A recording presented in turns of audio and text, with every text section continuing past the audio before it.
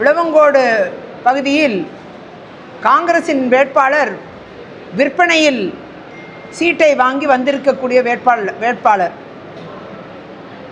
காங்கிரஸில் விற்பனை நடக்கிறது, சீட்டுகள் விற்பனை செய்யப்படுகிறது என்று ஜோதிமணி பாராளுமன்ற உறுப்பினர் தெரிவித்திருந்தார்.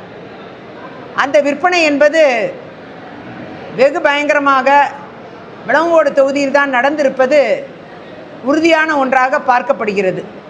அதே நேரத்தில் சிறுபான்மை மக்கள் பாதுகாவலர் என்று சொல்லக்கூடிய இவர் சிறுபான்மை மக்களின் எதிரி என்று சொல்லக்கூடிய ஆதாரங்கள் இன்றைக்கு பரவலாக பேசுபொருளாக மாறியிருக்கிறது. இன்றைக்கு நம்முடைய குழித்துறை மறைமாவட்ட பிஷப்புக்கு எதிராக கிரிமினல் வழக்குகளை தொடர்ந்த ஒரு நபர், அப்படி சிறுபான்மை மக்களை சொல்லொன்னா துயரத்திற்கு ஆழ்த்தி தேவாலயங்கள் இடிக்கப்படுவதற்கு காரணமாக இருந்து இன்றைக்கு பழமை வாய்ந்த தேவாலயங்கள்லாம் இடித்து தன் சுயலாபத்திற்காக பணம் ஈட்டுவதற்காக பழமை வாய்ந்த தேவாலயங்களை அவர் இடித்திருக்கிறார்.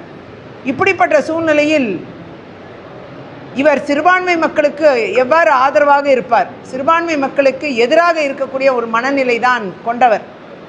அதுபோன்ற பெண்களின் பாதுகாப்பு இவரால் அச்சுறுத்தலில் இருக்கக்கூடிய ஒரு சூழ்நிலை, பெண்களை அடிமையாக நடத்தக்கூடிய ஒரு மனநிலை. அப்படி இருக்கக்கூடிய ஒரு நபர் நிச்சயமாக ஒரு நல்ல வேட்பாளராக பார்க்க முடியாது. எனவே மக்கள் சிறுபான்மை மக்களுக்கு எதிரான ஒரு நபரை நீங்கள் நிச்சயமாக உங்கள் ஆதரவாளர்கள் என்று நினைத்து தேர்வு செய்து விடக்கூடாது.